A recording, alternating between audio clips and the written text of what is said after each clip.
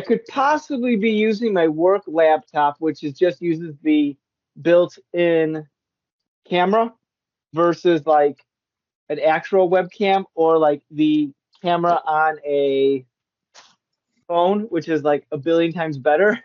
So I don't know. I'm experimenting with it, so we'll see how it goes.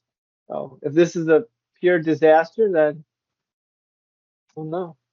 Could be any worse than the movie. Oh yes, that.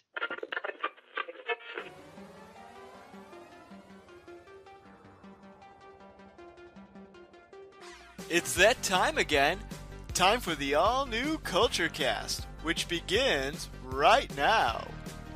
All right. Well, welcome back everyone to the all new Culture Cast. I am Nick, and with me today is, of course, cousin Cousin Charles Charles. in Back in the action. house. Woot woot. First Uh, first official review of 2025. yeah. The Yeah, other 'cause one was just a preview. So preview of yeah, all the crap to come in the current year. yeah. And this was my suggestion to do this because why not? Um, and we're talking about Star Trek Section 31, which was not good. I think if it's the first fandom movie that both critics and fans have united in their displeasure. Really, that is surprising. I don't know. It just seems like every time there's a movie that where there's a current fandom movie of some kind that comes out, critics will either love it and the fans will review bomb hate it, or the fans will love it and the critics will hate it. And no one ever comes together except for this and maybe the TV show Velma. But Topical. For those who are trying to struggling to remember, Velma was the Mindy Kaling produced animated series that was a take on Scooby Doo that nobody liked or which wanted. seemed like it was a good idea going into it, but apparently I haven't seen it. It was just a dumpster fire. But no, everyone from all sides of the political spectrum seemed to hate it. So I that's a I win for America. uh, I mean I don't know what I mean. I'll be honest, Nick. When you suggested that we watch a new Star Trek movie, my expectations are low, and I gotta say, I was pleasantly surprised. This is probably the greatest Star Trek film ever produced. Fuck Wrath of Khan. Get that shit out of here. I need more Section 31. Why there hasn't been 12 movies based around this team and these characters? Oh, it's absolutely fucking perfect. It's got the best directors, the best visual effects. It is cinema, absolute cinema. I think this. You know what? I know it's not going to win Oscars because of the Hollywood elite, but best movie of the year already. We're not even past January, and it's already the best movie of the year. Cause I have to say, last week I posted a YouTube short from our last podcast, and I kind of did that without telling anyone, other than that I just did it. And I'm going to do it again. I think I know what selection from this week's episode I'm going to put up there. No, I'm just fucking with you. It's complete dog shit. This movie's complete dog shit. Yeah, it's not good. No. For those of you who are listening out there, just some heads up. Yes, I am trying to get a YouTube channel going for the podcast. It's mixed results. I know there's like two people who actually listen to this, and I'm sure people who just stumble upon it drunkenly. But you could maybe check us out there in the future. And I'm also get that monetization going, Get right? that sweet, sweet YouTube cash. And also, I'm also recording this episode differently in the past too. I'm trying something through my cell phone, which also means I am doing something different with audio and everything else. So if that becomes a disaster and this episode is unusable, Cuz about to redo it. So Wonderful. It's a complete. We're changing it up. It's a new year, baby. Yeah, yeah.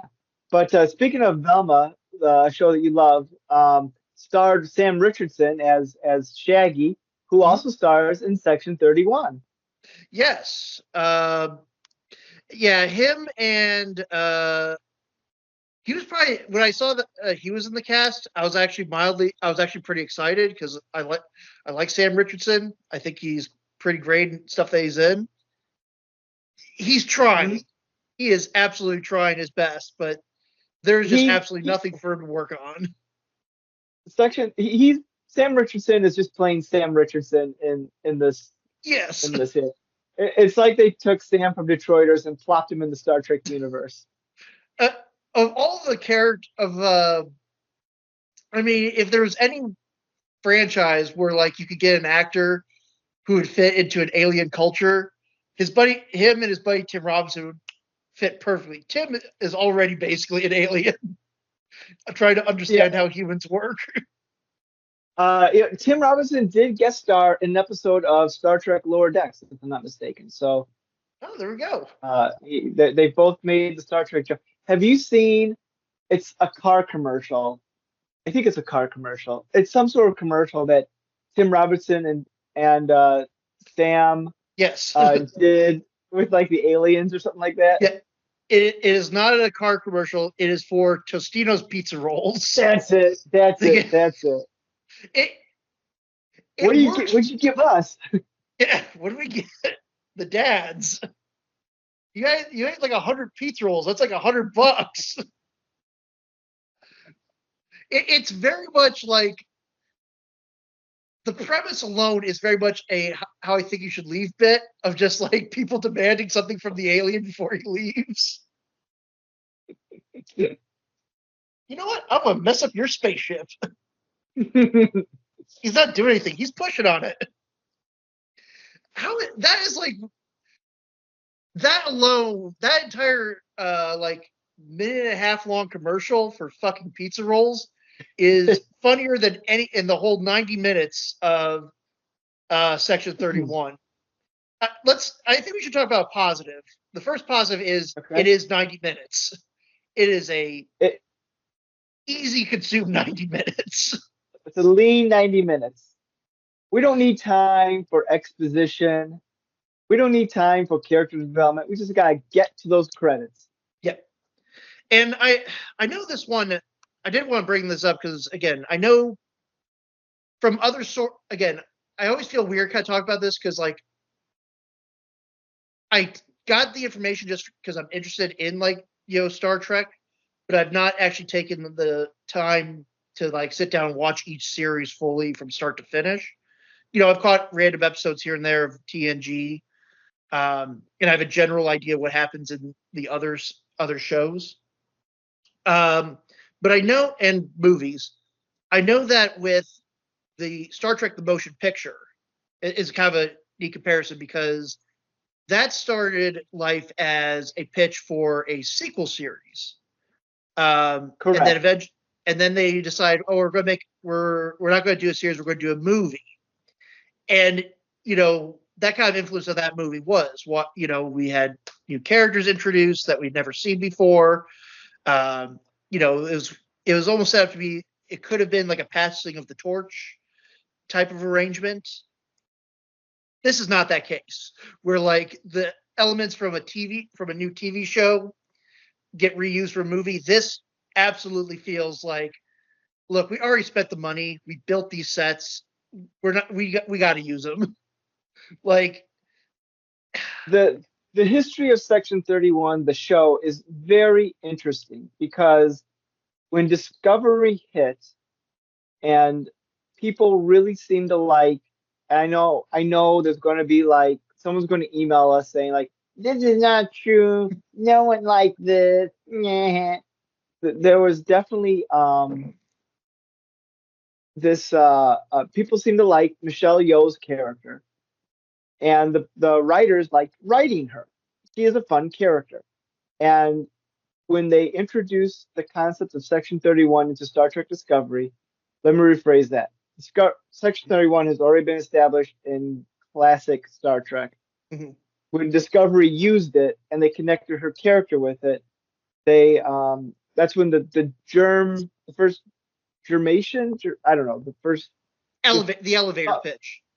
yeah, that's when they started getting the idea, yeah, of well, let's do a Section 31 show starring Philippa Gurjoga, however you pronounce her name. Giorgio? Giorgio? Sure. Michelle Yeoh. It's Yep. Michelle Yeoh. And Germinate, that's the word I was thinking of. But There you they started coming that up, and it was supposed to be a series, but like it was kept getting delayed. I think they put it on the back burner because I'm sure her schedule got filled up, and they probably didn't know how to like bring it together. To eventually, it just from instead of a show, they turned it in. Let's do a direct to streaming movie. Um, and I don't know if they did that because they realized this wasn't that good, so they decided let's just turn it into a show or into a movie, or if they thought, you know what, we don't have enough material here for a series, and Michelle Yeoh is now like big again, so she may not be able to go. commit to a series. So let's just turn into a movie. And I wonder if they're just trying to dip their toe in the water to see is something like this viable for Star Trek on streaming going forward. And I think the idea is viable, but man, they did not. Huge They swing needed a and a couple more. miss. Yeah, Yeah. yeah. Yeah, I will say this is kind of again my little mental notes I'd made for this episode. They kind of got the Ed Helms effect. You know what I mean? Like I'm not saying Michelle Yeoh wasn't big. She's been around Hollywood for a long time. Tons of great roles. Again, because she was in Crouching Tiger, Hidden Dragon, I think, and Yeah, she a did a whole, James Bond movie back in the 90s. She's mhm. yeah. She, yeah, great long career. But then I think between like the first two seasons of Discovery and the present day, she of course starred in everything, everywhere, all at once, which was like a huge. She got an Oscar from that. It was kind of like a huge boost to her career of like this is because I remember like a year or two ago, there was a poster on like one of Star Trek's Facebook page. I tried finding it, but it was like an announcement for the movie that they're going to make a movie, like Section Hmm. 31, starring Academy Award winner Michelle Yeoh, and it's just I get that they were trying to sell this. I understand that, but just given the track record of Discovery, like, does anyone in that Kurtzman office? I mean, clearly that they must have gotten the memo because I think all of Star Trek or all the new Trek is like more or less shutting down. I think Discovery's canceled. Lower Decks ended. Um, So I'm so glad you brought that up because there's a lot of interesting things going on, and it's not just Star Trek. Now, I will say when Discovery started, another thing with Michelle Yeoh that kind of got her back into the spotlight was 2018's Crazy Rich Asians, which was also a huge movie when that came out, and she oh, was like she was the main antagonist when that came. But uh, it's not just Star Trek. It's just that these we're reaching a point with the streamers where we had the streamer explosion, and now we're mhm, slowly going to see an implosion. And the Star Trek shows, I think, are an example of how this is not, the streaming stuff is not working in the way that Hollywood wants them to work. Like before, it was like streaming was a great place to watch different shows you may have seen and the occasional new thing. Now it's like let's just dump as much crap onto streaming as mhm, possible, and then forget about it, and then we'll have new content next week. And that's not a sustainable business. It's like everyone, all the blockbusters started to chase the $1 billion action movie mhm. spectacle instead of like do some big budget movies, do some small budget movies, because all these things will help each other. And then, thanks Avengers and Marvel for ruining that. Uh, but Well, with the Star Trek, oh, go ahead. I was gonna say, yeah, just everybody. I mean, that's the curse of Hollywood. They take the wrong lessons from what makes things popular and good. Hmm. Um, but when Star Trek got its rebirth back in 2017 or so, uh, and they were announcing like all these shows back to back, even me as a Star Trek fan who was relatively enjoying the stuff that was coming out, even me, I was like, oh, you're drunk, Star Trek, go home. Because it was just too much too soon. People are going to get burnt out by it. And Mhm. I don't know if there's any burnout, but like they're they're finally realizing maybe we should slow down. Like Discovery was canceled after 5 years because I think the show was just getting too expensive to produce. So from what I heard, the ratings were there, but it was just Lower Decks was surprising. Picard ended after three, but it was always intended to be a three-season thing. That's a whole that whole show. I'm surprised we haven't done a series recap on that one because that talk about like your dips and your valleys. It's like you hit the bottom, then you go deeper, and then you kind of bring it back up at the end. We way back when we did do an episode on Picard season one, and I will defend Picard season one. I actually think it's good overall, though the ending doesn't quite stick to landing, in my opinion. Season two is a total train wreck. It's like they had 5 episodes of a story. Like they had a story that would fit 5 episodes, but like shit, we gotta like extend this to 10. So there's all this like meandering bullshit that's going on. And then there's season three, which I am very mixed on. On one hand, it's nice to see all the characters back again. On the other hand, it's soulless. It's like it's just member berries. It's like it should have been called Star Trek member berries. That's what it is. Hey, hey, man, sometimes after you had a bad meal, sometimes you need some junk food. You ever gone to ever gone to a restaurant, a fancy restaurant, was disappointed in the meal, and then you're like, you know what? I could really go for some Taco Bell. So, What's really interesting about Picard season three is that everyone's like, see, this is what the fans want. No, you don't want just fucking member berries. But besides that, people act like Terry Matalas, who was the executive producer and showrunner yeah, of Picard season three, people act like he somehow made this season. He willed it into existence behind the back of evil Alex Kurtzman, who hates Star Trek. No, everything that any Star Trek thing that's on the screen, good or bad, is signed off by Kurtzman. He has yeah, final say on all this stuff. It's mind-boggling. It's like Kathleen Kennedy. Like people love the first season of The Mandalorian, and I've seen people go back. I've never watched The Mandalorian, so I can't speak to its actual quality. But people seem to like that first season a lot, and people like tend to like bend over backwards to somehow convince themselves that Kathleen Kennedy had nothing to do with The Mandalorian, and it was all Dave Filoni. It's like no, she in as the overseer of all things Lucasfilm was heavily involved in every single project. yeah. But Give credit where credit's due. they only remember the bad. They only remember the bad stuff. And it's just like this is all your fault. All the good stuff. Yeah. Well, I guess she was technically there. That's the way they always treat it. Like it's mind-boggling. It's like yeah, Kurtzman signed off on all of that. So like, shut up, internet. You're stupid. Uh, I know And that. sorry, one more thing on that, and then I'll Okay. shut up about it. Like even like websites like Red Letter Media will like fall into this trap. I'm thinking like you of all people should know better about how this shit works.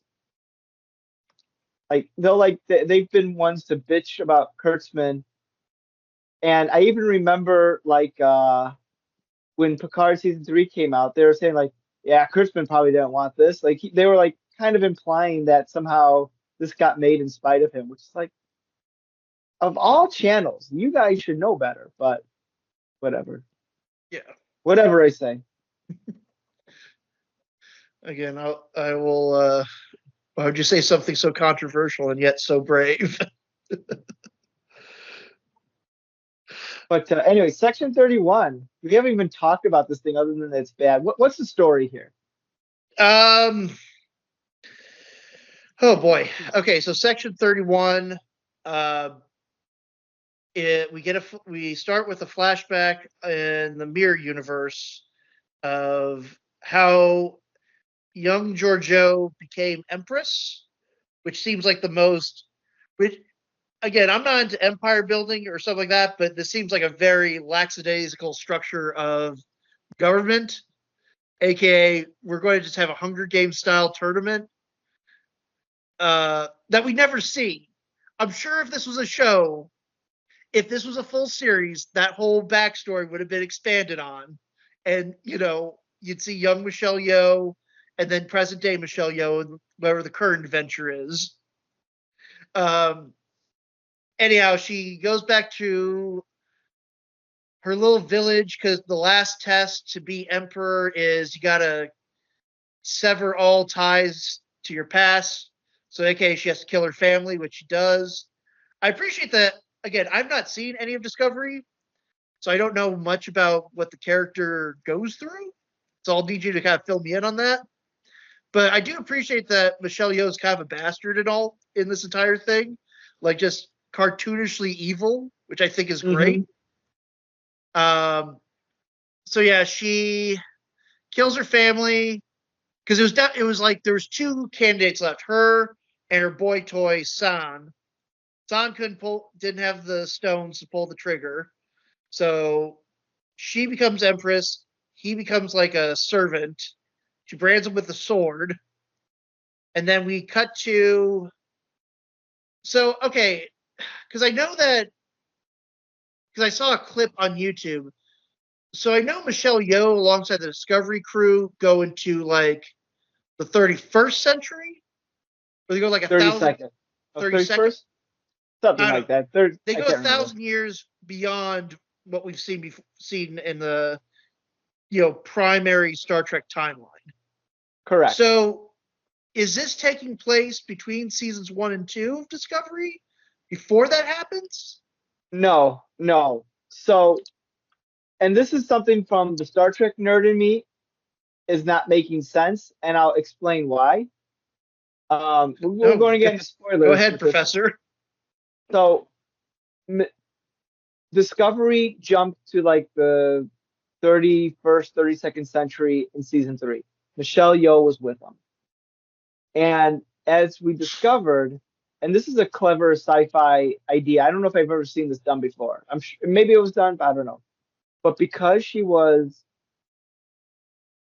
like 1,000 years removed from where she originally was, and also from an alternate universe, her body starts to break down. Like she's like getting like all fucked up.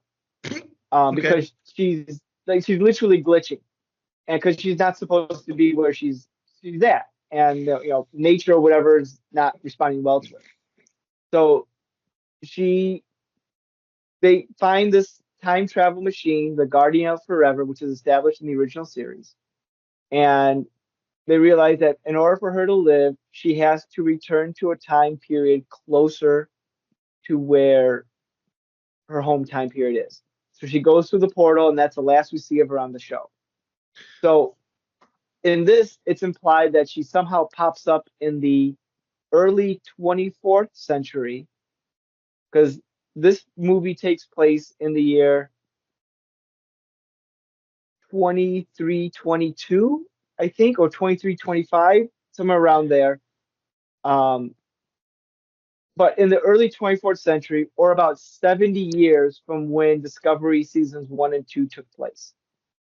Okay. Um, Here's the weird thing that was not established and not explained in the movie that's just annoying me to no end is that so she's originally from the year, let's just say 2250, just for For easy argument's reference. sake. Okay. Yes. Her servant, not boyfriend kind of person, was also from that era. Oh, that's right. He should be 70 years older than he actually is in the movie. And they don't establish that he was caught in some time vortex or was cryogenically frozen to a certain point or any of that. He just appears there and no one questions, why are you alive? How are you alive? Other than that she thought he was killed. But Yeah, which unless they is said something, I missed it. But no, but I see. I did not know. See, I did not know that, so it didn't really. So I did not know that, and I'm assuming the writers probably just didn't know that either they because should have. they should have. But yeah, because yeah, now that makes it even way dumber. That And well, I've been looking on different forums and Reddits to see if anyone's actually asked this question. I'm not saying no one has, but I just haven't found it. Like, am I the only person who thought about this? No, because there are people out there who take this Star Trek canon continuity shit way more seriously than I do. Like,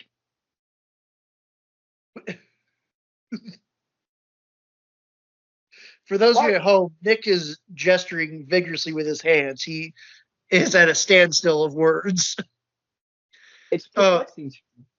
well, yeah, that okay. Well, that just I mean, that's the least of this film's problems is the timeline. No, that's Um, the biggest thing. I mean, I can't think of anything else that's wrong with it. Like you said, better than Wrath of Khan. yeah, fuck Wrath of Khan. Give me I mean, I forget. know you've had a long-standing like issue with Wrath of Khan. That goes back several episodes now. Yeah, I don't hate Wrath of Khan, but I don't think it's the end all be all of Star Trek because I rewatched it recently and it's good, but it's not. I don't think it's the Not pinnacle. Section 31 good. Not Section 31 good. No, Section 31 good. Like I will say this before I because I'll get back to the recap of this film. This okay, the film did. It's not. Here's where it lies. Like in terms of the entertainment scale, it's not the so bad it's good. Where I'm just like laughing at the incompetency, but it's also it's just entertaining enough to not be boring. Like there's enough. Like it's not constant stupid shit happening that your brain's like trying to process it, but it's also like it's got just enough where I'm like, yeah, that's pretty fucking dumb. Like usually like every other minute, I'm like, yeah, that's pretty fucking stupid. Instead of so I'm like, I'm not bored because that's the worst the movie can be is bad and boring. This one's not quite the most boring, but it's all and there's at least a bunch of dumb nonsensical things that go on in it because it felt like they just took 3 episodes of like a pilot or of a season. Like they literally took like how most TV shows now that are on streaming, they basically are like an 8 to 10 episode long or movie, right? You know that or like a Mm-hmm. movie that's told over the course of like 8 hours, essentially. Um, this essentially did that, but just in 90 minutes flat. Like I could see how you could pad this thing out to being a full like season's worth of a show, but they just sped run Supposedly, through it. yeah, exactly. Supposedly, it's this was the plot of the first of what would have been the first season, and Yep, it feels like it. yeah, It um, yeah, it's like one of those fan edits when people take like yes, Obi-Wan and cut it down to like a 2 hour movie or whatever. there, I had downloaded this years ago. Someone did that with the Hobbit movies, turned them into like I think like 1 4 hour movie, like taking all 3 films, which I can't remember. It's been a while since I've seen it, but yeah, this is exactly that. But unlike those projects, which are usually pretty well competent, this one like it was so jarring. We went from her DS9 basically. You know, it's basically like what if DS9 was just all quarks? to like I guess their safe house, which is on some random planet, which seems again this. Okay, let's. I'm having brain fog right now. I Yeah, I got don't blame you. all right. Let me get back and focused and try to figure out what the plot of this thing is. So, Empress Giorgio is living under assumed alias. She's running her space hotel bar, sleazy, the work, a hive of scum and villainy, I assume. She is approached by a man by Guy or man. I don't remember what his name was, and he was just generic kind of like I guess he becomes the hunky love interest at some point. It's kind of like was that the idea of it? I don't know. Like there's definitely like Some sexual tension. yeah, and they held hands at the end when they thought they were going to die. Yeah, when Wait, they spoilers. We haven't gotten to that point yet in this shit show. Shahar. Shahar is his name, right? I looked it up. I think it's pronounced Shahar. Just rolls off the tongue. Instantly iconic, Alok like all Star, Shahar. just like all Star Trek characters. Thing is, he's a human. He should have a John, or he should be like a yeah. John or a Jack. Like that's pretty fucking generic. Okay, so she's approached for this guy. He's like, "You want to buy some drugs? I got some drugs." And then she's like, "You're a narc. You're Starfleet. I spotted you and your whole team." And basically, we get again what like character introductions for this whole cast of again just Just like speed through that. yeah. Oh, absolutely. But don't. But insert the Will Smith quote here because what are we, some sort of Suicide Squad? Because like half of these characters die. It's like, oh, you will be missed. So this crack shot team, let's go through them. Because I know there's like certain character archetypes. I'm trying to figure out which one everybody fits because they all seem to be not really clear. So we got Sam Richardson as Quasi, who is a who is a cameloid, which is going back to was the shapeshifter from Undiscovered Country, like that species. Yep. Like, which I'll be honest, which I was like, that's fine. I did remember seeing like a video clip of that fight where Kirk is basically fighting the shapeshifter disguised as him, and someone had pointed out like, so Kirk in the scene both made out with and then punched a founder, which I think. I don't think they're supposed to be the same species, but no, they're not. But I do think, but I think that would have been funny if they were. But anyhow, just another form of shapeshifter in Star Trek, which he doesn't use at all. Like it's shown twice, the shape-shifting effect. And it's a weird like CGI blob thing. It's not like, oh, his face morphs into like another person's face. It's just like this weird blob effect. And then which is weird that they changed that because in Star Trek 6, when that character morphs into different ones, it's just like not like this huge like blah, blah, blah, blah, blah. Yeah, like like in the middle of everything. Yeah, he uses that. I think they show it in like their planned version of their heist, which is fucking dumb.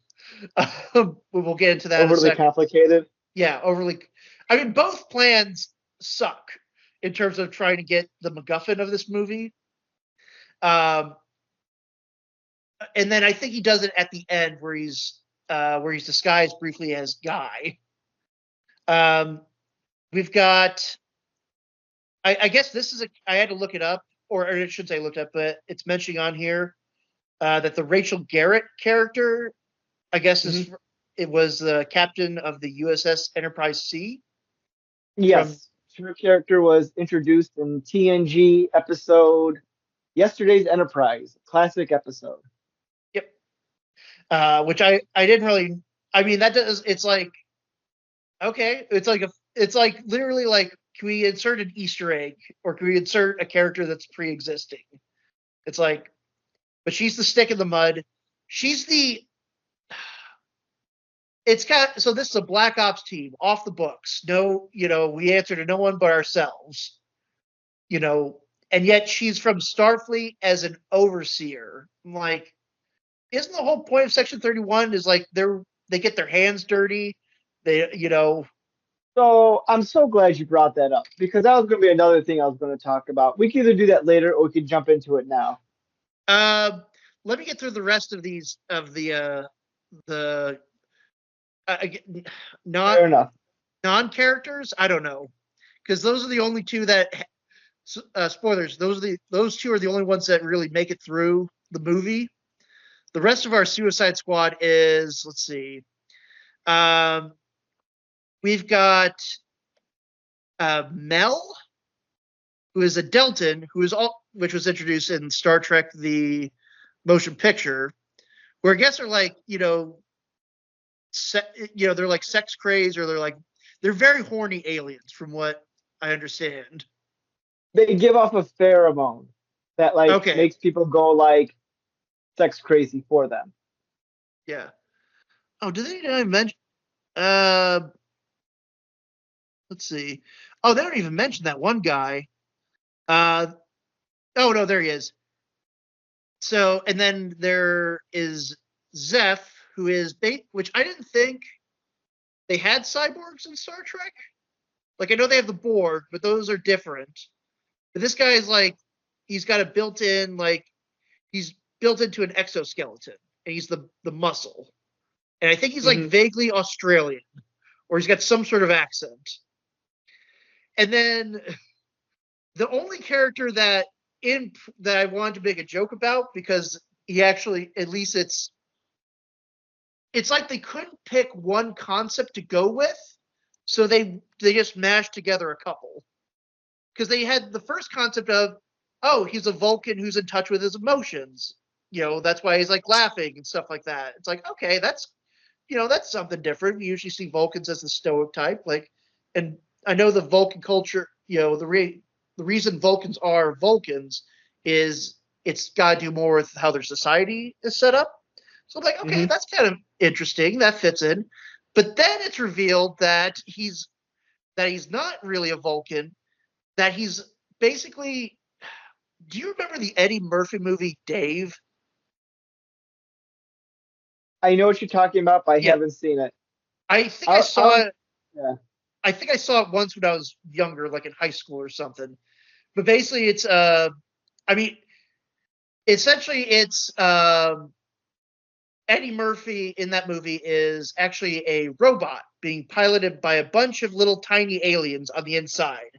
It, again, not too dissimilar from Star Trek, because there's a whole crew and stuff like that, and they operate Eddie Murphy as, like, again, they're led by a tiny Eddie Murphy who's controlling a big Eddie Murphy. But essentially, that's what this character of Buzz, yep, who is I was like about to his little say squid guy. Buzz reminded me of do you remember Men in Black?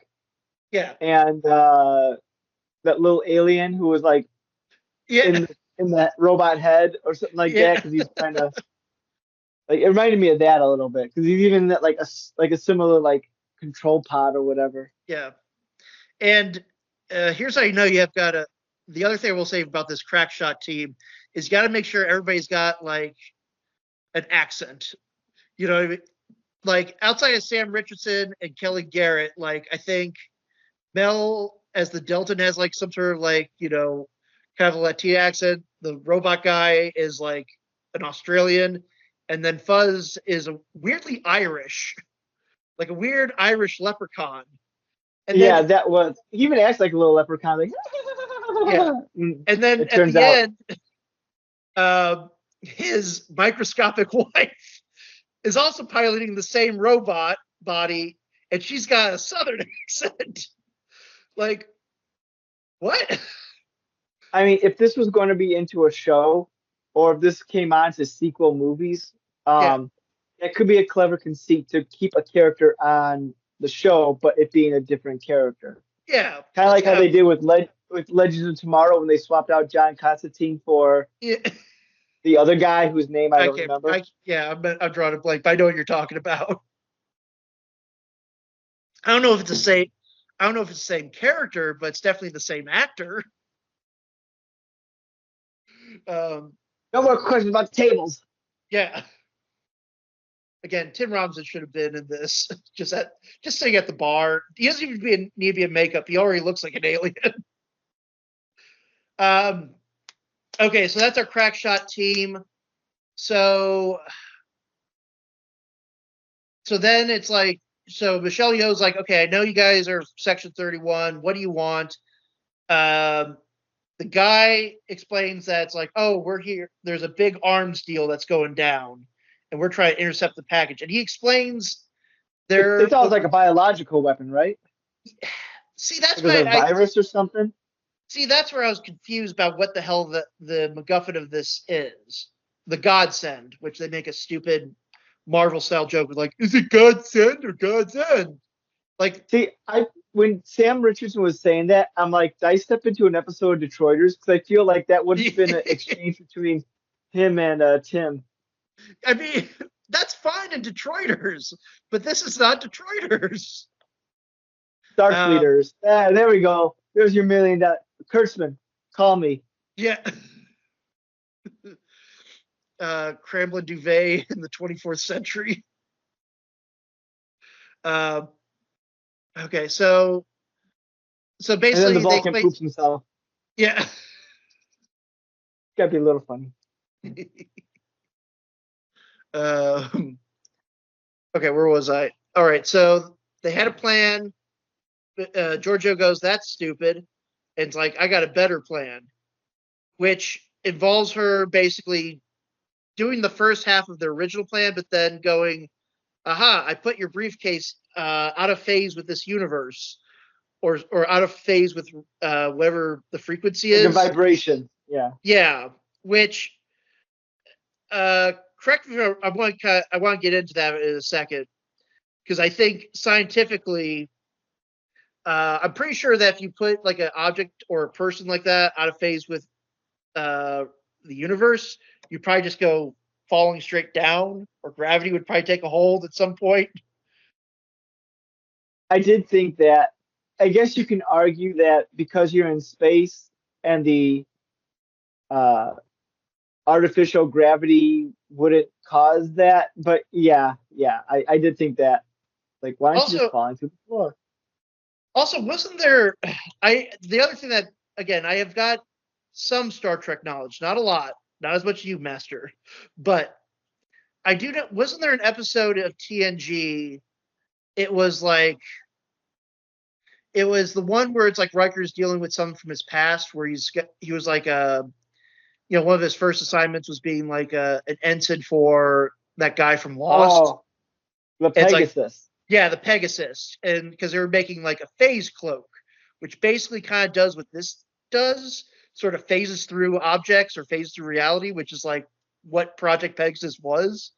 Which that made sense because that was on a whole, like, they basically had to convert the whole ship in order to do this sort of phasing. Here it's just like a little tiny puck you just put on yourself or put on whatever object you're wanting. So I thought that was kind of like, was that supposed to be a reference to kind of that, or did they not think of that? I mean,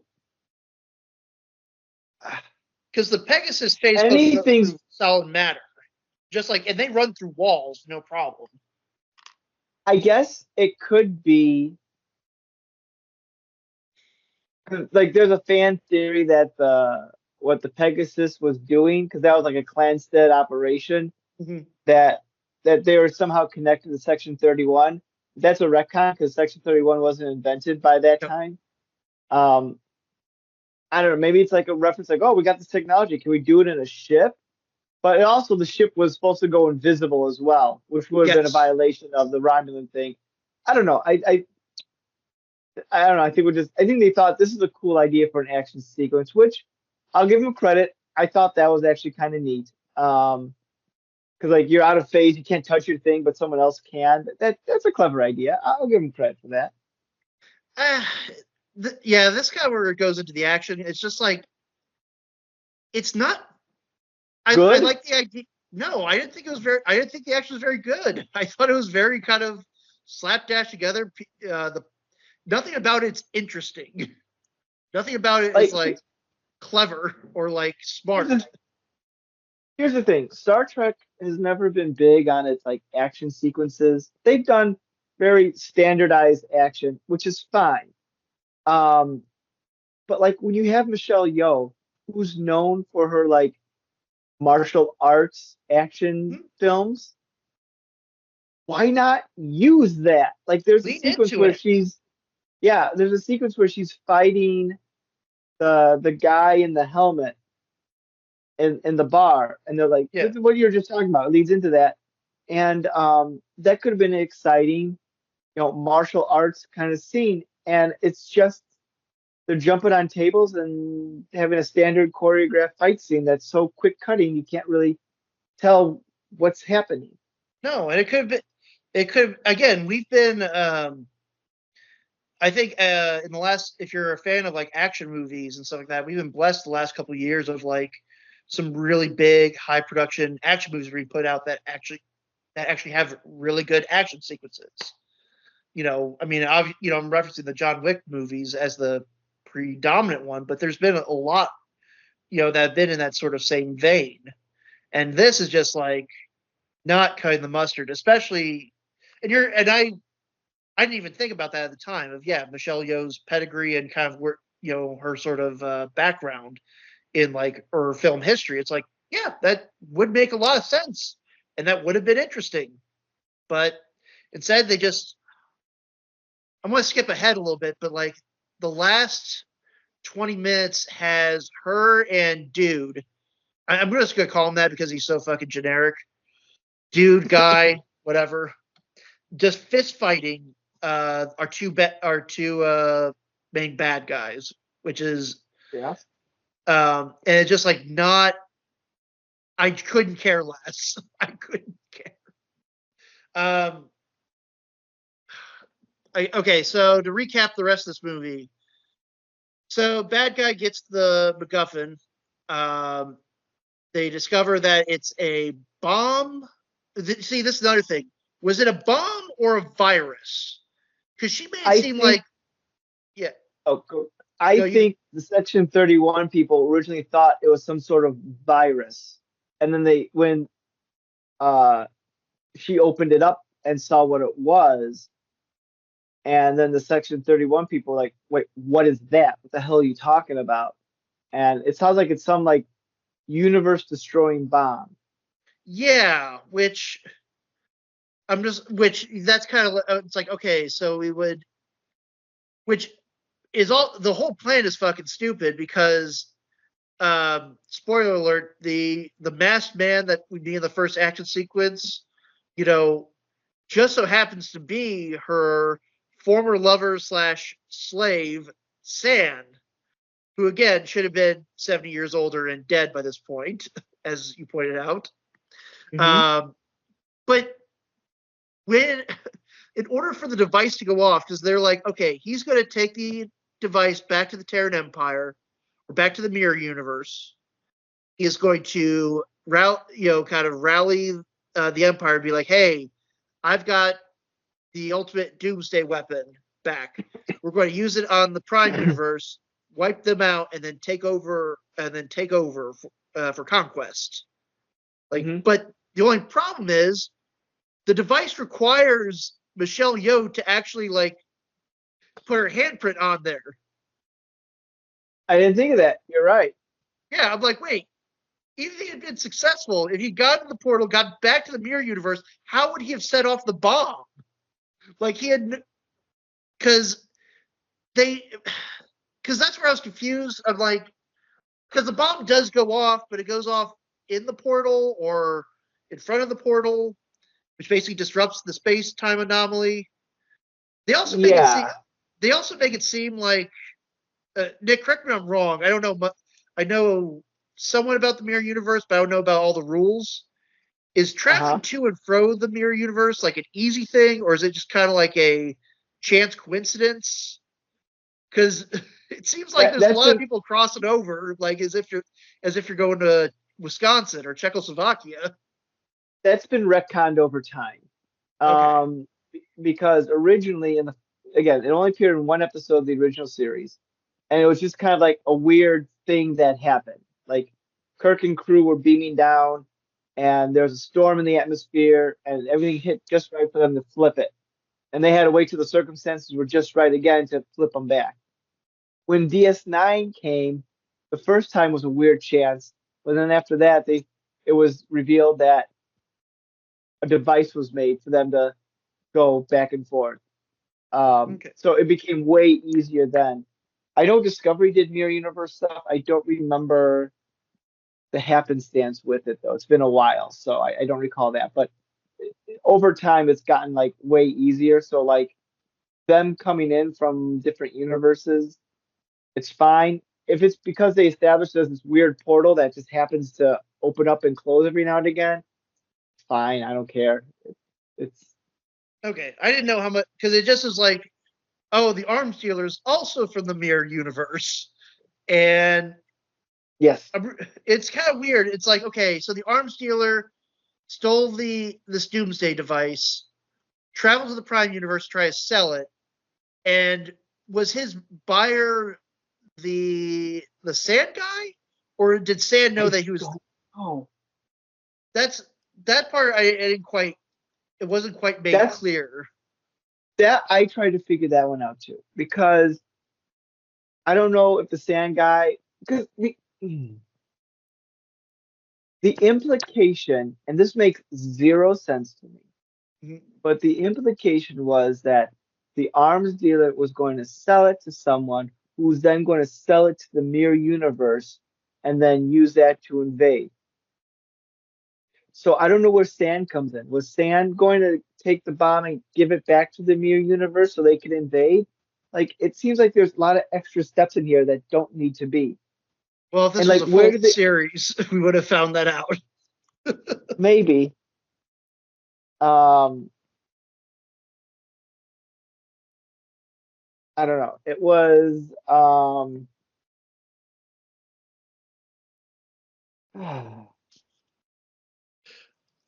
Also, okay, so you've watched Discovery, right? yes.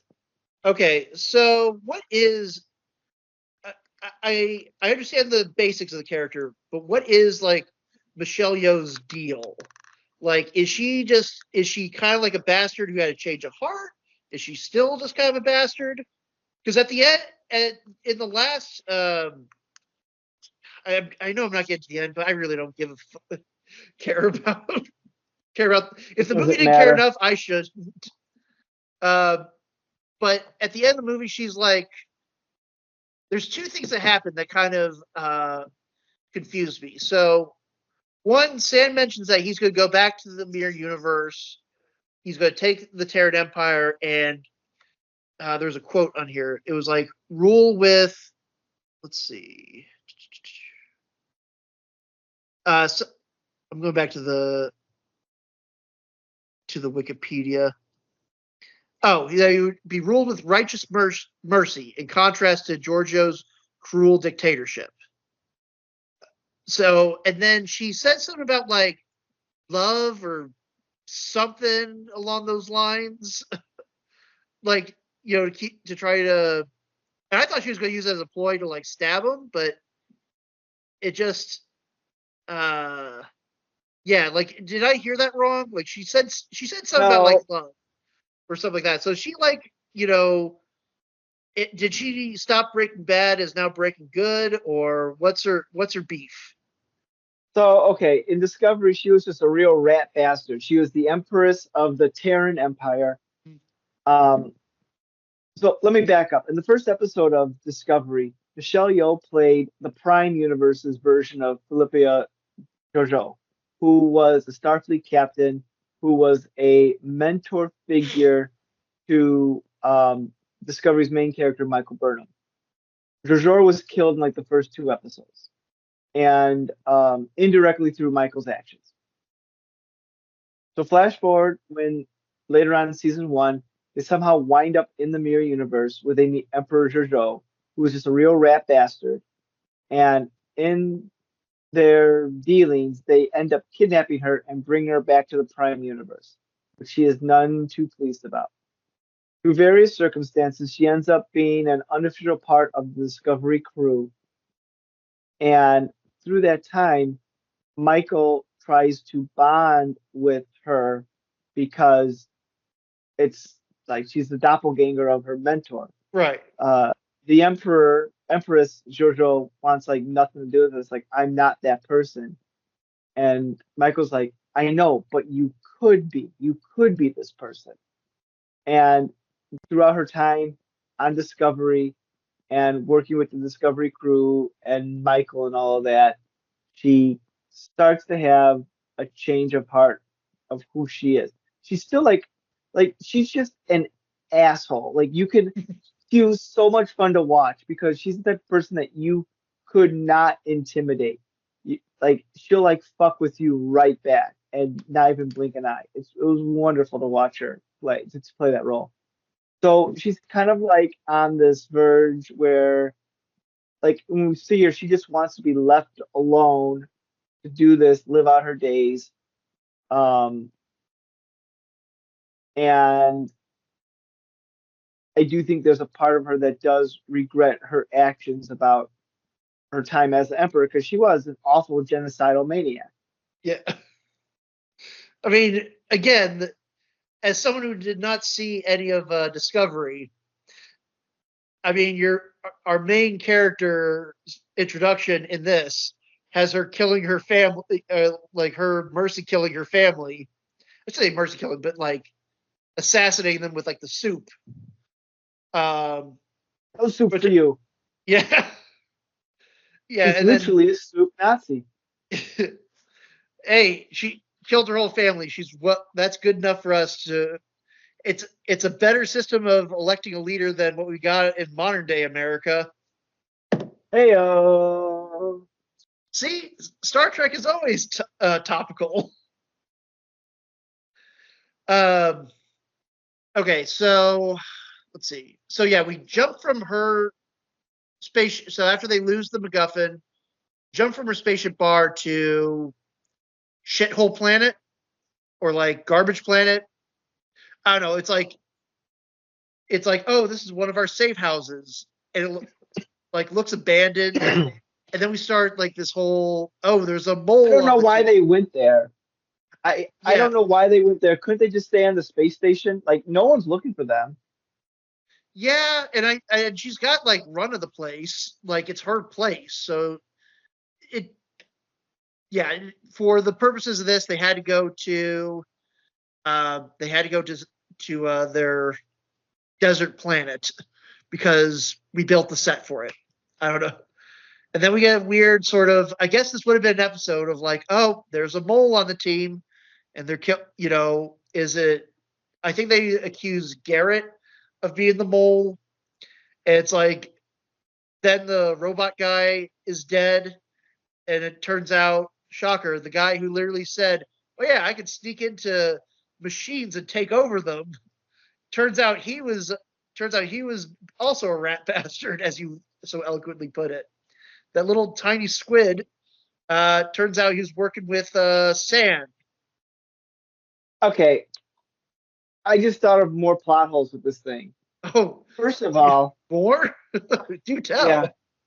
First of all, isn't it such a coincidence that of all the weapons that that arms dealer stole, it just happened to be one that Empress that Giorgio had created years prior? Mm-hmm. And isn't it just happen such a coincidence that they take it to the station that Giorgio is on?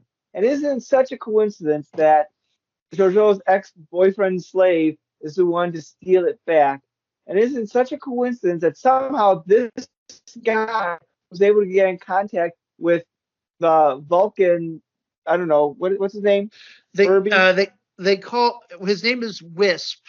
No, Wh- no, Fuzz. Wisp is the wife, Fuzz. and he is So a nanokin. I don't know if that's a yeah, species that existed before, I But don't think so. But it just happens to contact someone on this team to help him out, who they knew, it seems like he knew prior to this whole adventure beginning. Um, and that JoJo happened to be joining this team on their adventure. yeah, What? hey, some may call that lazy writing. I call it fate. um, no, So faithful what we make. yeah, no, it's pretty. It's I don't know how this movie is both very simple and very straightforward, but also is very complicated when you start to look at it and break down what's actually happening. Again, Yeah. like it's a 8 episode series that was condensed into 90 minutes. It's the thing is, when it comes, like, I was watching this with the Kiwi and she was like, this doesn't feel like a Star Trek movie. Like, it doesn't at all, which is fine. You could do other things in the realm of Star Trek, which is one of the things I like about the Kurtzman era. Because if you look at all of those shows, each one is wildly different from one another, which is a good thing. But like with Star Trek, there's some things that are just make it a Star Trek movie. Like you're Yeah, dealing with either big ideas or you're dealing with like concepts of what it means to be human, um, through the lens of all the crazy alien stuff. yeah. And this is nothing. Like Giorgio is like, oh yeah, I did bad things, but maybe I should be better. Okay. I yeah, I got no sense like she was trying to do better. It's like, no, she seems like she's kind of a bastard at the beginning and she's still a bastard at the end. And she's like, I think they even joke at the end of the movie. They're like, "You're a cold," or I think Sam Richardson says something like, "You're a cold-blooded, psychopathic killer that we'll never trust." And they're like, "Ah!" Like they're all having a big old laugh over him. Like, yeah, this woman could probably kill you guys very easily, and probably will I betray mean, you. to be fair, that bit is probably the most Star Trek thing this movie had. Because I swear to God, every other episode of the original series ended with all of them having a big laugh at the expense of Spock, even though they just went through this horrific adventure where half the crew died. But Mr. Spock said a word wrong. Then you get some like whimsical like flute tune or Yeah. something. Spock Yeah, raises an eyebrow. Also, no, no, I will agree with you that yeah, nothing about this feels or looks like Star Trek. Like from the ship designs to the locations, like nothing about it tells me, just from like if there was no sound and I just had to look at what I was seeing, I was like, I would have had no idea that this was Star Trek, none whatsoever. And I'm just like, and I get it, it doesn't have to be, ships and holodecks and things like that, but it's just like it just feels like generic sci-fi. You know what I mean? mm-hmm, Like even like they're mm-hmm. and this is a trend with Star Trek that I've noticed, but it's like even like their phasers, they just look more like regular guns. Like they were kind of like in the TOS in the original series, they kind of looked like a little bit more like a laser gun. TNG, they kind of became almost like this remote Remote kind of. control. Yeah, exactly. And that, but now it's just like it just looks like a Glock. Like everybody's holding a Glock out in space. Well, in the newer stuff's defense, if you look at the phasers from the original series movies, they kind of look like that as well. Yeah, They look more like assault rifle like. yeah. But it's still just kind of like yeah, none of the uh just like none of the locations or none of the stuff like even the guy who's like the cyborg, I'm like, did I don't remember seeing anybody in Star Trek being like a cyborg or being like augmented like that. Like that didn't seem like something that would or to that extreme something that Star Trek would have. Like I mean, I would put out of the realm of Star Trek, but we haven't seen it before. and Yeah, yeah, I don't know. it's It's kind of jarring when you're because it just looks like guy in robot suit. uh, Let's talk about Section 31, like the actual organization. okay, So, cuz I'm going to give you a crash course history in Section 31 and why this movie, when it came out, I was like, this is what they came up with? this is the Section best. 31, Section 31 was established in Deep Space Nine as being a super duper off the books organization from the Federation that do all the dirty work. Like, oh, we need to assassinate um, some political leader. All right, Section 31 will do that, and they don't give a shit of who they run over in the process. Yeah. Starfleet and the Federation as a whole are like, well, we're above such things. We wouldn't do that. But this is the people who actually do that, and they're like super deep. No one knows about them unless you are them. Mhm. Um, to give you an example, the one thing that they were known for doing in Deep Space Nine was they created a virus that was killing off all the changelings. And so basically, they're committing genocide. Our hero stopped them. Just like But Gene would have wanted. um, yeah, um, Section 31's next appearance was in Enterprise, where it turns out that this organization was around even before the Federation. And again, very secretive, very the ends justify the means type of type of thing. They don't feature it a lot, but just a little bit.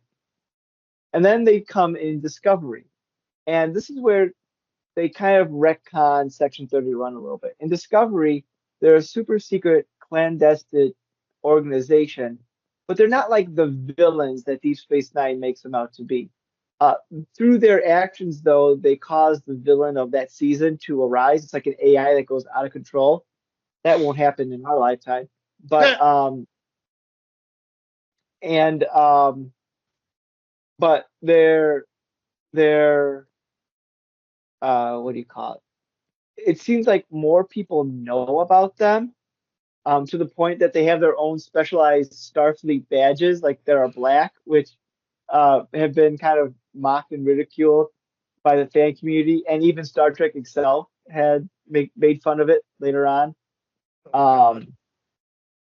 Um, Lower Decks, man, that show is so great. I'm sad it's over, but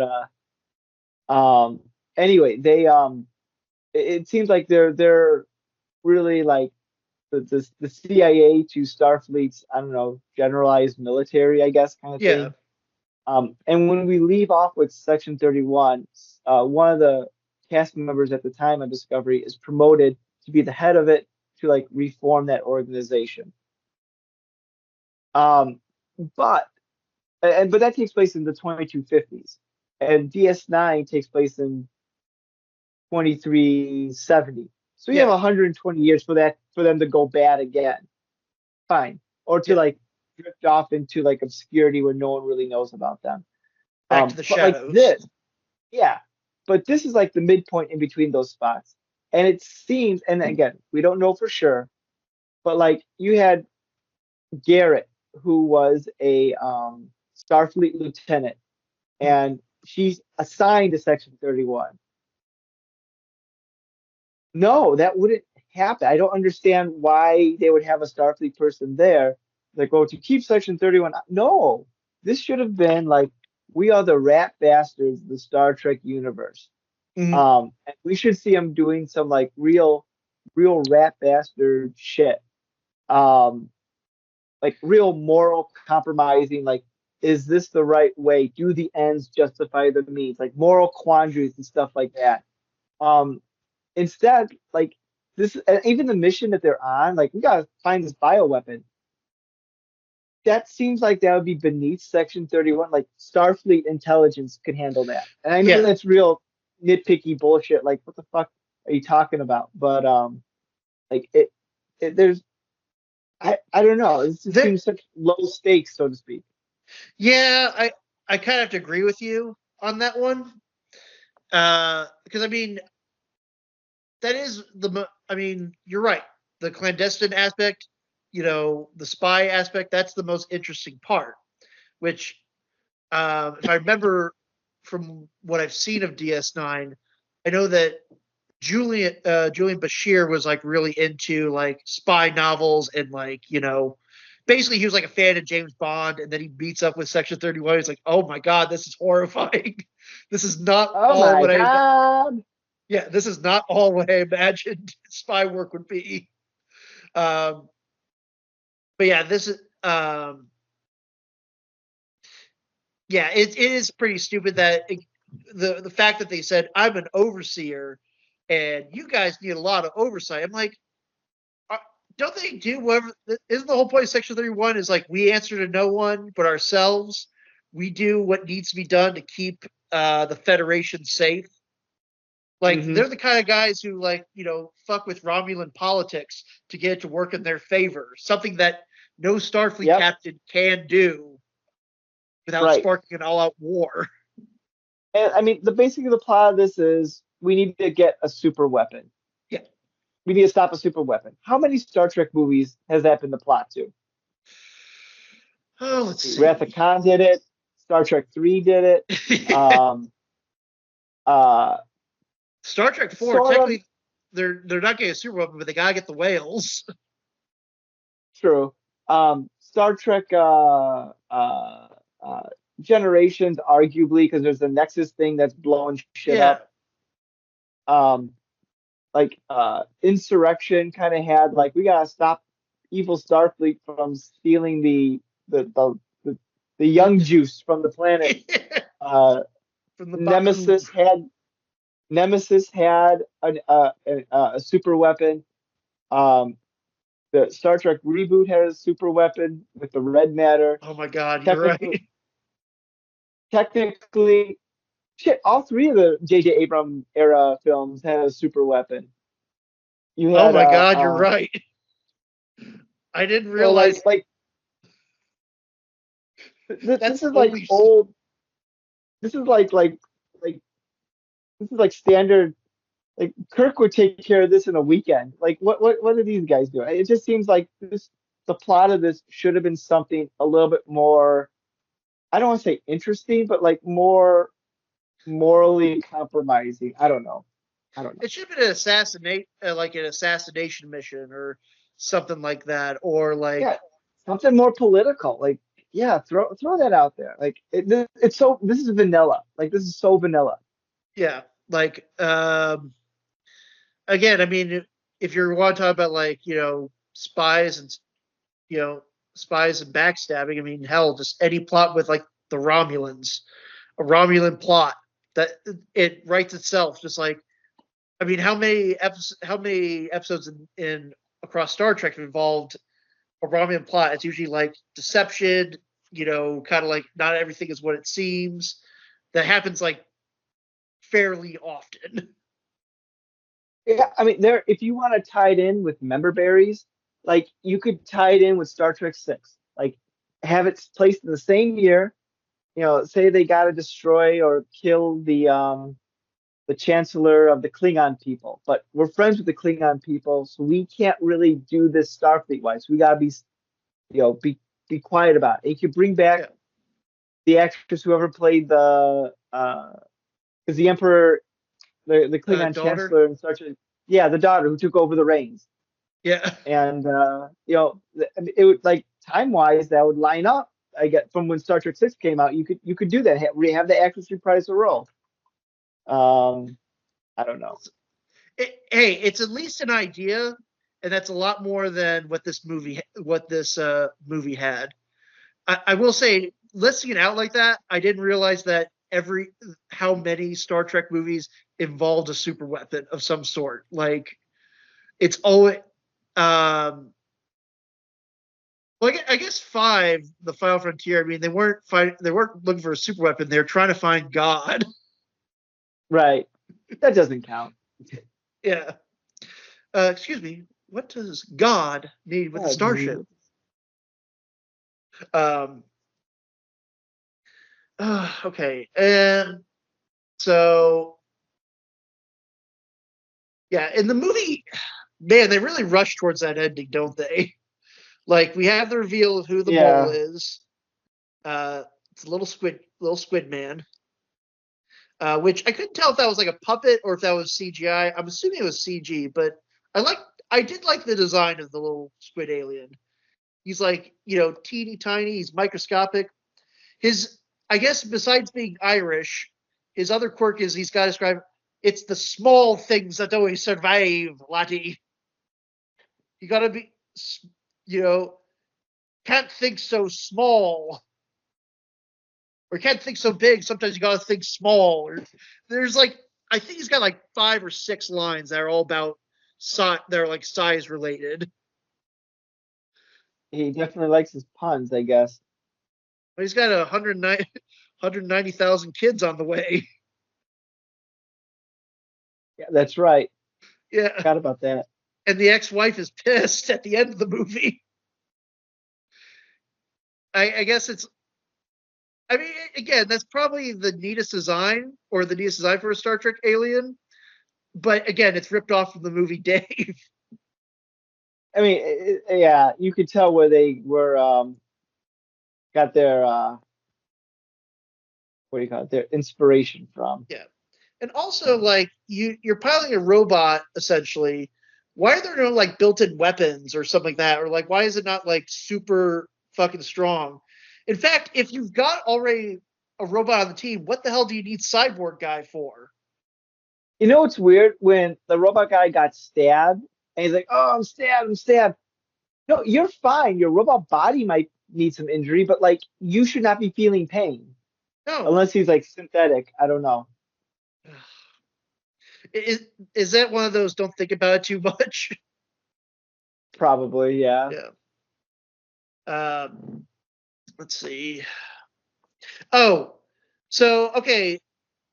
You mentioned this before when you were recapping what Section 31 is, and you mentioned control.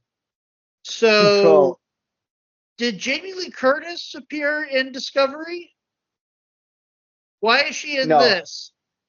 because she's friends with Michelle Yeoh from Everything All at Once. I get that, and I'm glad she got a paycheck. I really am. But what the hell was that?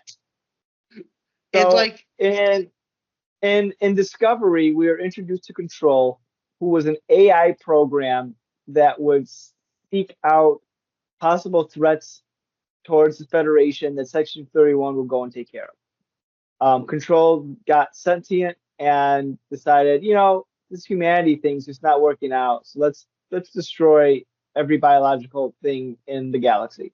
So they stopped Control. I don't know if Jamie Lee Curtis is an actual human being or another AI program, but it sounds like she's their M from like James Bond. She's the one who's giving out your missions. Your missions, should you choose to accept it, yeah, kind of thing. When the movie started and Jamie Lee Curtis was doing the crash course recap of Philippa Georgiou is this and that and this, which I felt like it was the beginning of a video game, like how they would yeah. do that. Oh, I I didn't realize Evie and that I was were her. we were it was, and we were listening to him like that voice sounds familiar. Like we couldn't place it. Like who is that? And then when she pops up at the end, like, oh, it was Jamie Lee Curtis all along. Oh, yeah, I did not. I completely missed that part. But yeah, they had to do the. Well, I will say you did a better job explaining what her character was versus the background of the movie because I don't think they mentioned anything about like. Well, they mentioned the mirror universe and that she is now living in the early 24th century. They don't mention any of the time travel shenanigans of like, Because they wouldn't know that oh, because okay. I mean technically they wouldn't know that. Yeah, all right. Although they did show clips of her in the 32nd century when they're doing like the recap there. We had the footage. Yeah, I guess, yeah. uh, It's interesting though. No one asks like, wait, the last time we saw you, you were on Discovery going through that portal in the future, but now you're back here.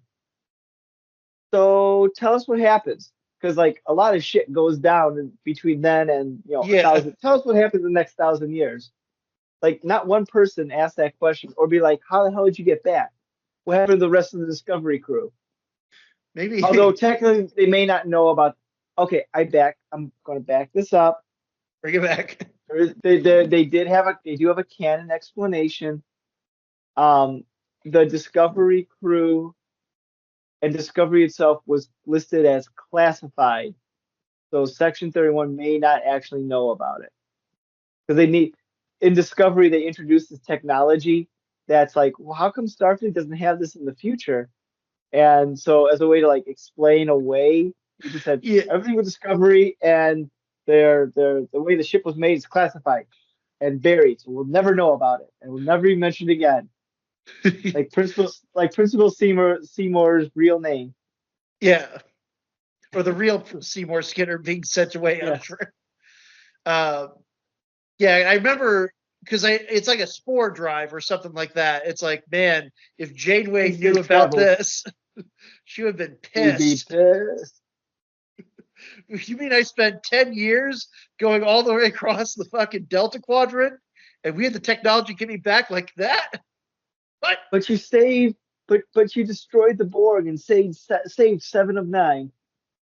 And at the end, so she could pop up in Star Trek Picard. Exactly.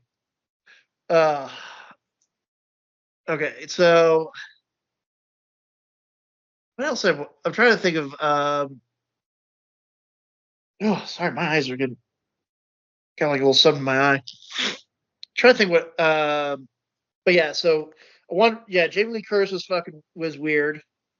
I guess if it was, they also had in the movie like again, I presume this would have been episode title sequences when they're like, like transmission one or something like that. It's like, okay, so that's how we're naming our acts now. Yeah, I did catch that. Like Jesus.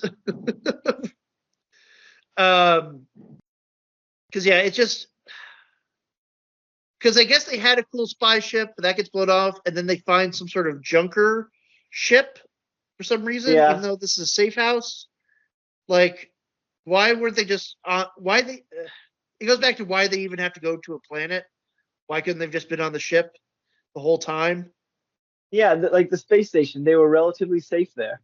Yeah, I don't it's know. not like anyone was after them, or it was like there wasn't an army coming back. They just literally, and we see at the end of the movie that the space station can like go to warp, right?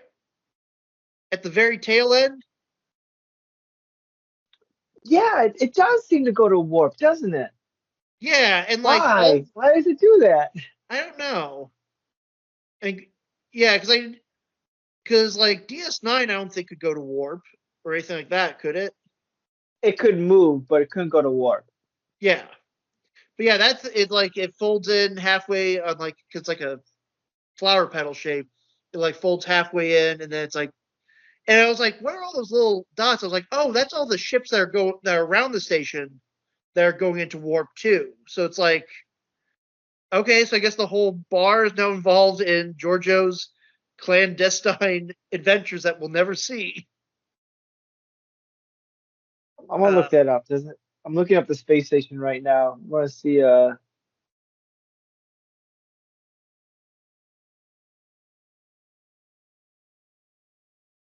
Yeah. I'm looking on Memory Alpha. It says the station and its attendant ships then warped off to a new location. For adventures that we'll never see. I do like that they tried to build the tension of like and have a Rogue One moment. You know what I mean? We're like Oh, we're going towards this space anomaly. This bomb's about to go off. Yeah, which it was like, yeah, it's like, okay, if this is supposed to end the universe or like it didn't really. I mean, it caused a big explosion. Didn't really seem to be universe ending, but what the hell do I know? yeah. But it's like Hmm. I can't get them to I can't lock onto their signal, which is like a pretty common Star Trek thing. And then, of course, Yeah. yep, we beamed you out just in time. You We know, don't even see it happen. They just uh Rachel pop up at the Garrett gets ship. knocked out. Yeah, she gets knocked out and she wakes up and they're right there. Oh, he saved us. Yep. No scene of like, him trying to figure, Wizard did it. yeah, a wizard. Um, and then it's like, I like how they, or I shouldn't say I like, but it was like they had to figure out like a weapon. They're like, okay, this garbage barge doesn't have any weapons. All we have is the trash that's inside of it. And then Garrett somehow knows that this one type of toy from this one alien civilization that just happens to be in the trash has like the batteries are like super corrosive or super explosive, like when exposed to air or something. Yeah, some sort of crazy thing. Yeah, so basically they use that as like a bomb, as like a makeshift bomb to destroy. Which that's also confusing because like in the so the Buzz was in like he was again as a little teeny tiny speck, which I thought was stupid. They're like this shuttle launches and they're like, are there any life signs aboard? Yeah, one teeny tiny life sign. Correct me if I'm wrong, but I'm pretty sure Buzz is like the size of a mite. You know, Yes, he's like mite yes. sized, and somehow Star Trek scanners are strong enough to detect that there's a mite, controlling this You ship. know, that is dumb because I feel like they were inconsistent with his size, but Starfleet scanners could be that small. It could be that good. I will allow for that. All right, I'm just saying, in That's the Star, least that's the least of the problems of this movie. but what I didn't catch, and maybe I missed it, but it's like, okay, he was in front of them, and then they were chasing him somehow in their much slower vessel or their slower like barge. They somehow got in front of him to dump the trash that had the toy bomb, and then blew up his ship amongst it. Which I'm like, I I thought he was just behind them, but oh no, I I don't remember. I thought they were chasing him, and because it was a shuttle, it couldn't go to warp or something. I thought they were. I thought Fuzz was chasing them. I think it was the other way around. I honestly, I Yeah, don't because think we watched does the it even movie. matter? Does No, it it even doesn't. matter? It doesn't because at the end of the movie is, you know, they're like, Fuzz is dead, Mrs. Fuzz. She's like, there ain't no way that no good husband of mine is dead. Small things can survive big explosions. Because again, they Leaving it decide to open get, for him to come back. yeah. Hey, he's like, whoever that guy is, he's like, hey, here's my acting range. I could do Crazy Irishman or Southern Gentleman. I washed myself with a rag on a stick. Stick. Um, yeah. Well, the only other thing is, and the movie's technically called Star Trek Section 31, but the on-screen title is just Section 31. So Yeah, I wonder if there was like, you know what? Let's not put Star Trek's name on this just to play it safe. we couldn't afford the rights. Like Like if this gets forgotten about, then that's okay. this, this movie also pisses me off because I'm like, if something like this that went through production hell still gets a release date, why the hell are we never going to see is Batgirl never going to see the light of day? Like, Because don't Dave Zaslav wants his tax write-offs. I know, but don't just just say it's strictly for the tax write-off. Don't say we didn't believe in the quality of the movie or something like that. It's like I've seen the shit that they put out. It's like quality doesn't matter. When you sink X amount of dollars into this thing, you're going to put it out there in the hopes that maybe it'll find an audience or just like we're contractually obligated. Like, They could be contractually out, or maybe they thought like the lure of Michelle Yeoh will be enough to like do streaming numbers. I don't know. Which streaming numbers are just like make believe, right? Like, because it's hard to kind of like gauge. Because I've Yeah, heard we that's like don't. a common criticism. They're like, this is the number one viewed show on Netflix. I'm like, but like, I mean, with television, it made sense. It's like, okay, this is premiering at a set time on a set channel, consistently. We can track to see how many screens are tuning in at the time that's premiered. Versus like, I mean, this came out what was the date? Let me make sure I got this right.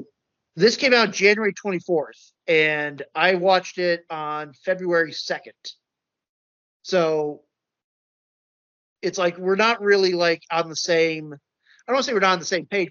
It's like we're watching this, after its quote unquote release, you know. But it still would make a difference. It still sucked. Again, it wasn't entirely. It was if it was boring all the way through, I would have really hated this. But it had just enough stupid things and just like stuff that makes you question like why, that it kept it entertaining. I did like that the way our Sand gets defeated, I thought was pretty great. Where it's just like he's got her like he's trying to jam a sword into her, and then she does something and like kicks the sword and basically causes it to go to like slice up into his Oh neck. yeah, yeah. Which I was like, okay, that's pretty. I'm like, wait, is he dead? Did he just get his head? Did he just get cut by the sword? Like, wow, okay, that's the end of him. Well, I feel like you put a phaser on it and just like cauterized it or something. But also, I did like that they kicked at one point. They kicked the Doomsday weapon like a fucking soccer ball. Like Well, I mean, in the tough metal. yeah, just like a billion nuclear bombs. There's nothing wrong. It's fine. It's fine. It's fine. Fine. So, do you think we'll ever see the further adventures of Alpha Team? I think that is that what they're called? Yeah. Uh, God, I hope not. Star Like, Trek Suicide Squad. yeah, yeah. I mean, that could work. Like, if just you introduce a character, if every other member of the team's a red shirt, and they just get killed off, like in one or two episodes. Like, Again, but I don't know if I haven't watched any YouTube reviews of this because I didn't want my views tainted when we're talking here. I did. So I I don't know did if the exact same thing. I don't know if other people have this thought, but I really feel if they were going to do a Section 31 movie, it should have been maybe not darker, but have way more moral uh, incom, hmm? moral Inc- Morally compromising. moral implications. Like, should we be doing this? Is this the good thing to do? Because that's what Yeah, Section 31 is, and that's an issue you can explore and still make it feel like Star Trek. This feels like yeah. generic space action movie that should have been released in 2007. Yep. Like, well, besides the fact that they mentioned Starfleet in Section 31, I mean, nothing. I think there's like the one alien who's like black and white. I'm like, oh, I know that's a Star Trek thing. There's a lot of Star Trek set dressings, but like you Yeah, take that stuff out, yeah. and you know, It's you might at that point you're pretty much watching Rebel Moon. well, this is better than Rebel Moon. Let's not say things we can't take back here. Oh fuck yeah. It, it's better just because it's only slightly better than Rebel Moon.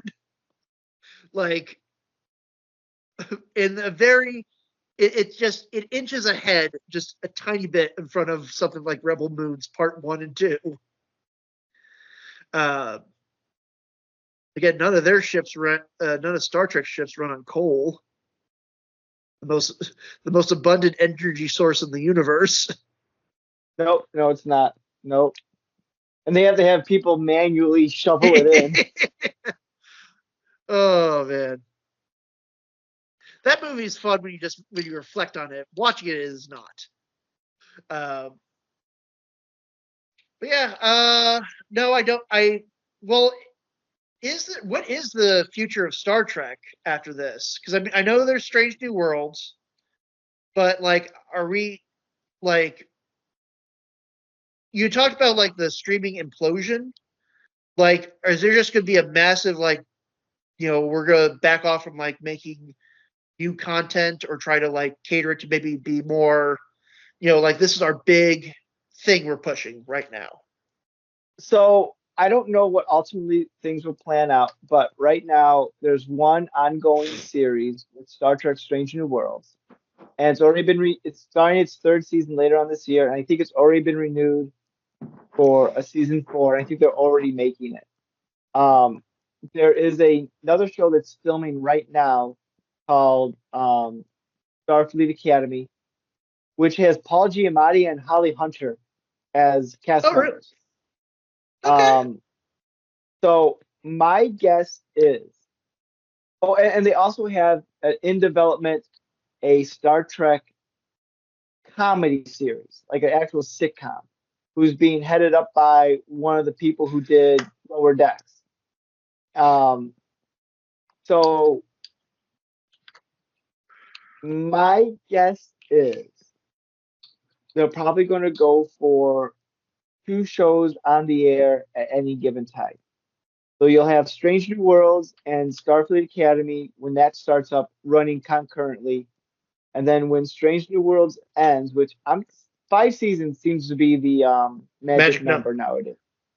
I've Um, I've always I've kind of personally stood by that you know if you had to show between seasons 5 and 7, that's like a perfect time or perfect length to right. have a series.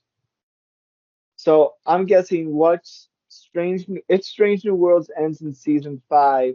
That's when this other show, assuming, I mean, things could change, of course, but Yeah, I'm guessing this other one will make its premiere. We'll find out. Who knows for sure. yeah. Given it, yeah, and to kind of bring it back to your earlier question, given how much of a pain in the ass it seemed to be to get this movie even to be made, considering they're like, oh yeah, Michelle, we're going to give you your own show and stuff like that. And I know there was some stuff like I think the COVID pandemic influenced it, but still, Yeah. it took way, way, way, way too long for them to get I'm something together. surprised. I'm surprised that they even stuck with it. Like that recycle that plot line for something else. I don't know, but they really wanted to do the Michelle Yeoh movie, so they got it. Yeah. I also wouldn't be surprised. I mean, maybe they won't after this was a misfire, but if they try it again with another direct to streaming movie to see like could we do this again but better? Because I think the idea for doing streaming Star Trek movies is there, but not this way. Like Yeah. And I think also you have to be prepared that because I did look up the people that are involved in this. Again, they're involved in Discovery. They've got a big background in television. Like this is not going to be like how you know Star Trek normally is featured on film. Like this definitely, for the most part, well, if you think about it, with the exception of the original series movies, the next generation movies were largely made by the same people who did the TV shows, who pretty much did TV, and J.J. Abrams and his crew were primarily done with doing TV, and they didn't have a big film background at that point. that that is a good point that I hadn't considered. Boom, Well, boom in your face. sorry, Master Nerd. Um, but Eh, get your it doesn't facts feel straight. yeah. I guess it just doesn't feel kind of like how the other movies feel. I mean, again, It these does are not. no. I mean, I will give them again. I don't know if I think I gave credit to this before, but I'm like, these are some pretty good looking sets. They're very detailed, very big.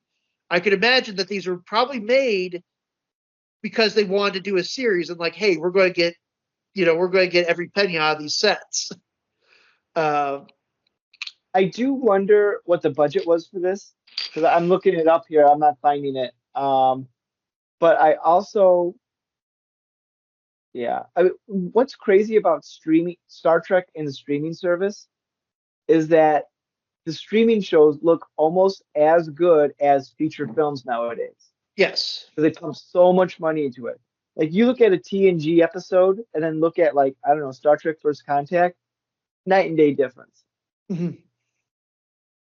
You look at an episode of Star Trek Discovery and Section 31, you can't tell, you wouldn't be able to tell which one's the movie and which one's the television episode.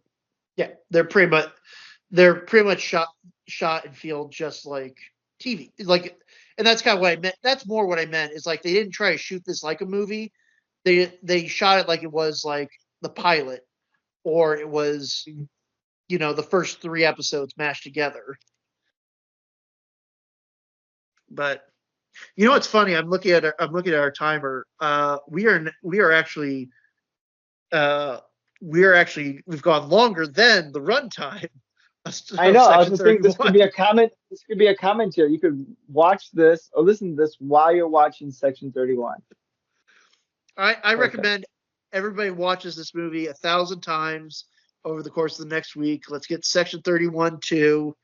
Michelle Yeoh is back. Section 31. More Section 31. Section 31 again. Section 31 rides again. There we go. Ooh, there we go. Section 31, Revengeance. Revenge. Or here We you need go. a new ship. The USS Awesome Prize has 17 warp nacelles and 5,000 quantum torpedoes. It goes to warp 11. Yeah. No, warp 30. Can't just do one over. You gotta go extreme. Even if it makes no sense. you, you will devolve into a fish, but by the time you get back to the main speed, you'll be back. You'll be all good. No, they got special shields that doesn't cause that to happen. Yeah. So See that's and the it has kind cool racing stripes on it. yeah. It's got like flames and Ed Hardy sticker. There's like Monster energy drinks in the replicators. It has a bumper sticker of Calvin peeing on like a Romulan warbird. Kirk giving the middle finger. Yeah. Yeah, I will say. Live long and fuck off. Oh man, if Gene Roddenberry could see this, I think he would. I think he would die all over again because oh my god. No, if Gene Roddenberry saw this and saw the money that was coming in, he'd be fine. He'd be like, okay. That's true. That's probably why. I mean, I'm assuming that's the reason he gave up. He wasn't as heavily involved in the later seasons of TNG or after season 1. Because I know season 1 he was like really into it, and that's why that season's like, okay, we can't have any character conflict at all, 0. Well, how do we write an episode? You just do. And then it's like as the show got more popular and they made him take like a back seat, like, Gene, just you stay here, all right? You stay here and we'll show you the episodes once everything's done, okay? But yeah, no, this is it did feel weird hearing like the James Horner Star Trek theme pop up like at the end. Like Did it? there was some sort of familiar theme. I thought it was the like I can't do it right now. But I thought I don't recall that, but I mean, I wouldn't be surprised if they just lifted portions of that. yeah, it was just kind of like, oh yeah, I forgot this was Star Trek. But yeah, it was just this is not a very good movie. I don't think we're ever going to see Sam Richardson in Star Trek again, unfortunately. So sorry, Quasi, you're not coming back. Uh, I'm just uh, going. I'm going to bust up your ship. yeah, mess up your spaceship. Uh, I want. Which one of Fuzz's babies will be baby of the year?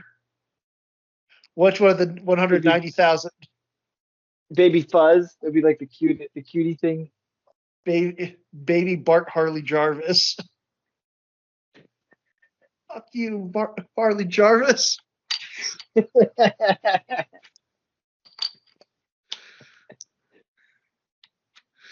And now in memoriam, uh, Me- Mela disintegrated by phaser ray. Uh, what was it? Zeph stabbed with his own drill. Sand sliced by sword. Throat slashed. And a whoopsie daisy. Yeah. All right. I think I've said everything. I forbid you. I forbid you from watching this movie again. I don't think I'll be watching it anytime soon, so you don't need to worry about that. Yeah. It's kind of like, you know what? I saw it. It's done. It's not even like a hate watch. Like, oh my god, you gotta see this. This is ridiculous. It's like, no, it's just bad. It's not boring. It's it's got again decisions like the Irish non-Vulcan. You know, talking about his size. That's fun. There's a few things that make you get that kept me interested, but I We met him when there was an infestation. What? Oh, I heard it when I said it. yeah When they kept talking about the infest. They don't. He doesn't like to be referred to as an infestation. Sam Richardson yeah called him that. Like, nope, nope. I heard it when I said it. Like, he's just plain Sam Richardson, which is fine yeah. by me. That's all they needed to be, and I think it's perfect. Again, just bring Tim Robinson back in the live action stuff, and sold him and Quasi, him and Sam Richardson, just running Cramlin Duvet in the 24th century. Their descendants running Cramlin Duvet in the 24th century of Detroit. He'll be on a date. Be like, the date would like, did you replicate this? What? Did you did you try to beam I me up? cooked this. Yeah, I cooked this by hand. I I spent I spent 3 hours peeling the shrimp. I can see I can see your replicator from here, and it's got the exact recipe. What? Is it possible that you put it in? Did you touch my replicator? Oh, I think I made this for a shareable option. I think it's policy, yeah. restaurant policy that If you eat if you eat all the toppings, or what was it? She ate all the meat from the taco or from the nachos. She was hogging all the meat from the nachos. Could you just tell her not to do that? computer. Yes. My date's eating all the replicated nachos. Could you could you tell that's not ship policy to allow this to happen?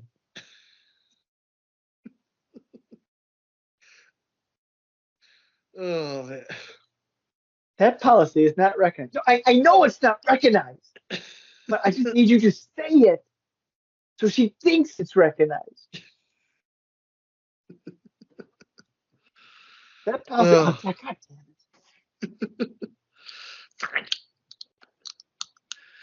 coffin flop and Klingon coffin flop. it.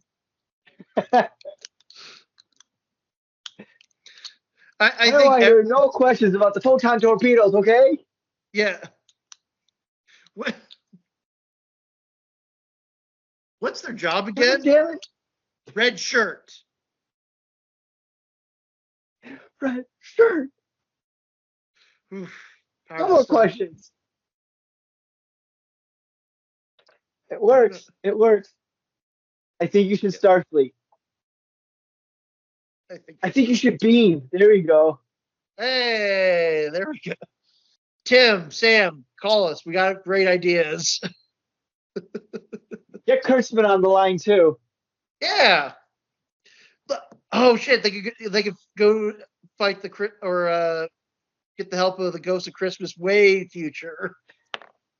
A bunch of more stuff just happened. Oh no, a bunch of bad stuff just happened.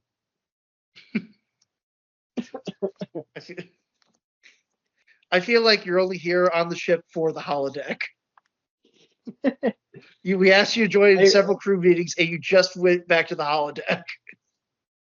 I don't even want to work in Starfleet. I don't want to be here. I got some bad stuff waiting for me at home. Yeah. I don't know. It's Kind of bad. He's too hard in the holodeck. He's just running into the walls. The system can't keep up with him. Fun fact: the actress in that skit was Flash's daughter. Was she? See, I always kind of wondered because it looked like her, but I just thought she was I thought it was a similar looking actress. So, there we go. It's all connected. All connected. Ugh. Well, since well, I'm done. Hopefully We're just quoting. I think you should leave in Detroiters now. So into Star Trek. Yep, I think we've. Yeah, I think we've section 31. Section 31. Section. Now let's 86 this place. Yeah. So. Yeah, it's a bad movie. Watch it if you. I mean, you can watch it for Michelle Yeoh. I mean, she's fucking great. Again, 62, and she's still got it. You know, I hope she keeps me. But yeah, besides that, don't watch this. Don't watch it. Just if it's in your queue, delete it now. It's not worth it. You're not going to find it in your. Well, okay, yeah. But when I went on Paramount, I'll leave my last final thought. I knew I was in a bad spot because I watched this movie a week after it was released, and it took me a while to find it on my Paramount Plus app. Ooh. Like it wasn't coming up as like one of the new ones to watch. And when I started typing in Star Trek, it was not showing up for a while there. Like S, nothing. T, nothing. A, nothing. But I saw some of the other Star Treks pop up. Like, oh, Paramount Plus is trying to bury this already, aren't they? Yes, they are. They're just like, look, it's just like a bad fart. Just let it go in the wind and we'll try again. We'll try again. No one talks about it. It didn't exist. Yeah. It's like I want to borrow a quote from Ed Wood. It's like, worst film you ever saw, huh? Well, the next one will be better. So. All right, cuz. Well, thanks for joining me on this wonderful night of Star Trek. First official review of 2025. We have nowhere to go but up. So next week, Madam Web. We could do a breakdown of Kraven the Hunter. I'm sure that'll probably be on Netflix in about a week or something. It'll be out there soon. I do want to see Kraven, but oof. But in any event, we're going to talk Twilight next week. So, cuz, thanks for joining me. Pleasure as always. And for those of you who listen, thanks for listening, and we'll see you next week. Bye. Live long, prosper. You've been listening to the all-new Culture Cast. Follow us on X. Drop us a line at nick.culturecast@gmail.com. We can't promise we'll read it. Theme music by Dana Vodovaz. Check out their work on YouTube at Vodovaz Music Productions. This has been a Saltwater production. Thanks for listening. They ended that thing right on the nose at like an hour 35. Like, no, they did not try to linger or like anything else. They were like, we are done. All right. 90 minutes was the goal, and we made it. Michelle Yeoh only had 90 minutes to do this, so they filmed this in real time. And once the 9 minutes were done, she's like, "I'm out. I'm going to make everything now at once, part two, everything again."